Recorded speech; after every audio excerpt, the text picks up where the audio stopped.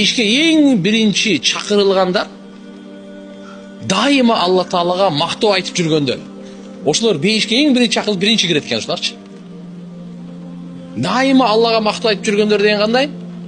Тоокта да Allah'a maktub айтат, ачында дагы, ден соолугу жакшы болсо да альхамдулилля дейт, ооруп атса дагы альхамдулилля дейт.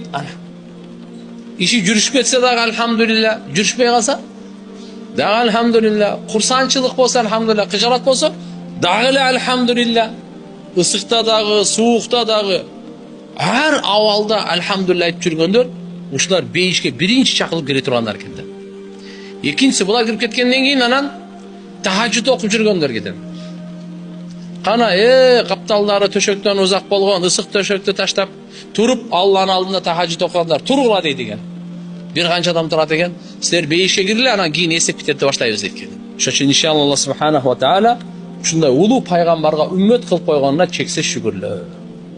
Альхамдулилля дейли. Бул үммөттү мурунку пайгамбарлар сураган, бирок Алла Таала берген эмес. Бул Мухаммад Ахмадтын үммөтү болот деп койгон.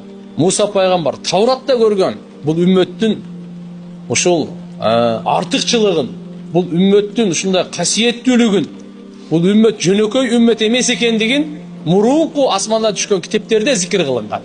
Мурдагы улуу пайгамбарлар бул үммөттү сураган. Буну Алла Таала Мухаммад пайгамбарга Алла Таала өзү тандаган.